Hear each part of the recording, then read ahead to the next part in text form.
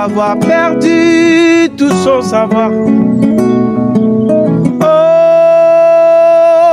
pourquoi cet homme maintenant s'est-il écarté de la voie de ses ancêtres?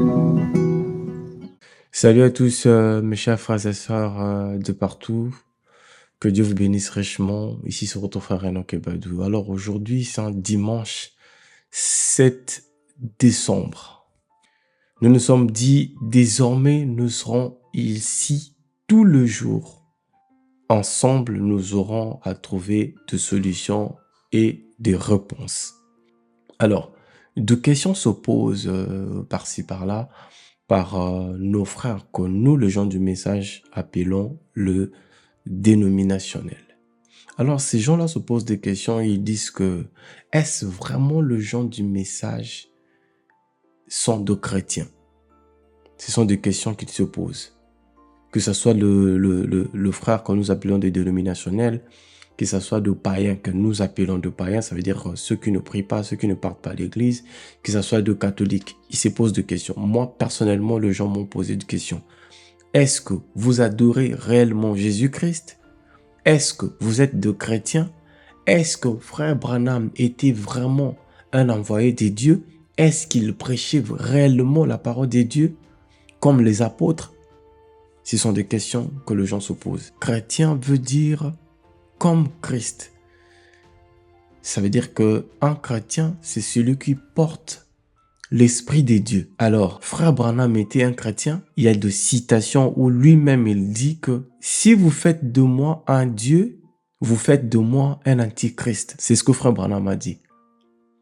Alors, sans pour autant lire ce que le prophète a dit, est-ce que son comportement nous prouve qu'il était chrétien? Moi, personnellement, en lisant son histoire, en lisant ses brochures, je compris que frère Branham était un chrétien. Il était humble, il était avec tout le monde, il savait pardonner, il était patient, il prêchait l'amour, il prêchait Christ. Il disait que voilà, le but de mon message, c'est de pousser des gens à rencontrer Christ. Parce que si frère Branham dit que le but de mon message, c'est de pousser des gens à rencontrer Christ. Mais vous déjà, vous qui disiez que voilà, nous avons cru ce message et vous n'arrivez pas à gagner des âmes. Le problème est que dans le message, il y a tellement de mouvements.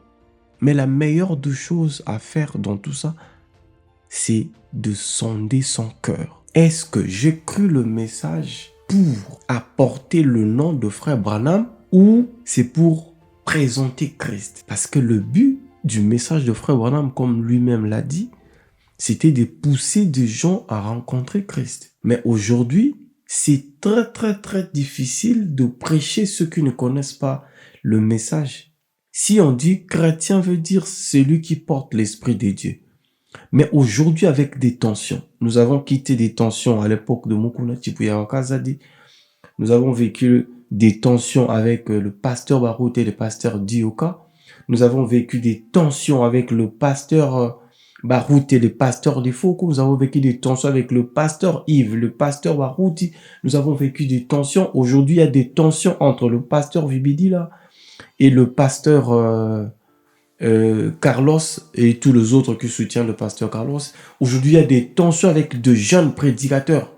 Que des tensions. Aujourd'hui, on voit des églises du message qui naissent comme des champignons. Ça veut dire qu'il y a un souci. Et moi, j'essaye de parler avec la jeunesse, avec ceux qui me suivent. Je leur dis que le message n'a rien à voir avec l'homme Branham, n'a rien à voir avec un mouvement, n'a rien à voir avec un groupe de gens qui s'appelle le message. Le message là, c'est simplement parce que c'est un mot qui est venu en anglais, message, donc l'évangélisation. L'évangélisation, c'est la bonne nouvelle de Jésus-Christ. Et Jésus-Christ, comme je l'ai dit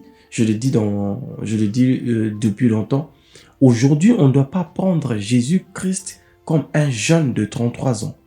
Aujourd'hui, on doit prendre Jésus comme la chair et Christ comme l'Esprit de Dieu. Voilà, nous sommes des Jésus-Christ. Moi, je suis Jésus-Christ. Parce que la Bible dit, savez-vous pas que vous êtes les temples du Saint-Esprit? Et voilà. Et Jésus, là, c'est la chair.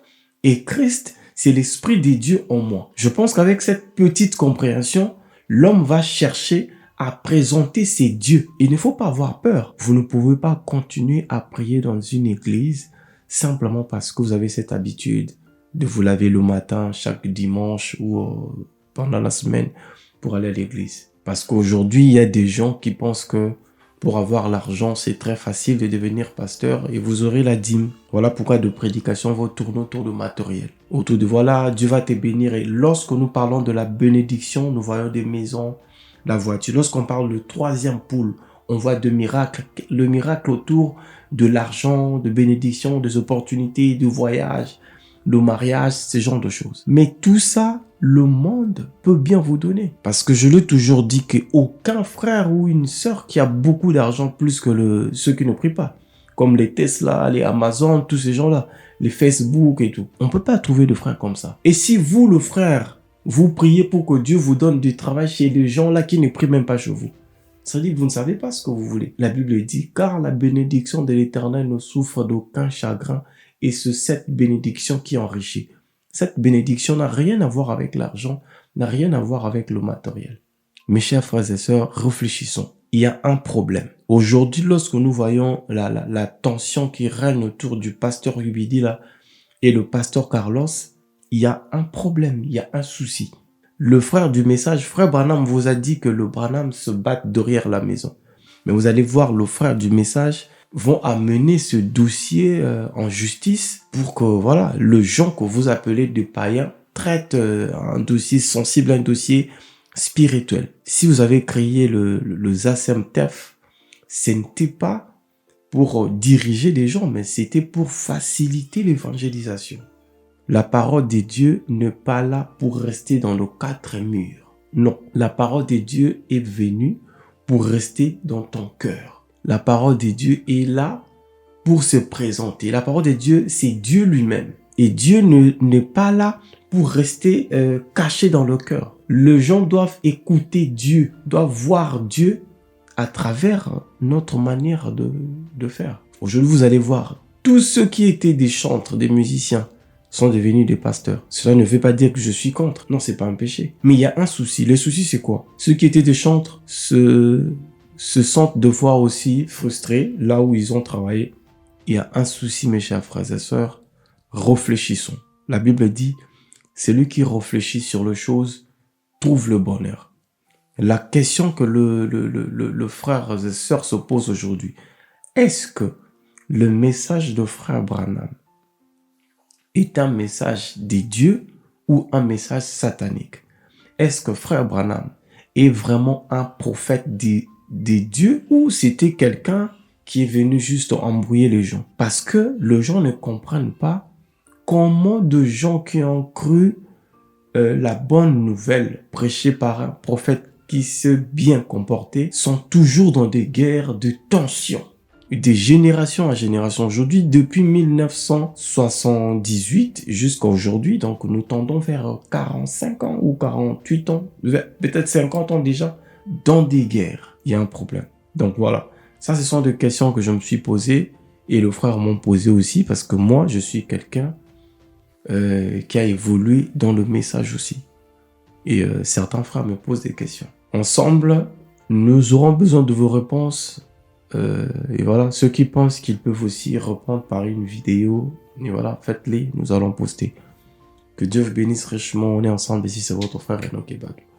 Pour moi, je trouve que le message n'a rien à voir avec de brochures, n'a rien à voir avec l'homme Branham. Le message, c'est Dieu. Dieu a utilisé le prophète Branham pour nous pousser à rencontrer Christ.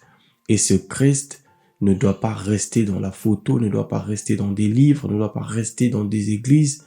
Ce Christ doit habiter dans le cœur des hommes. Parce que Dieu a dit, Dieu n'habite pas de maison faite de mains d'hommes. La parole de Dieu dit, savez-vous pas que vous êtes les temples du Saint-Esprit?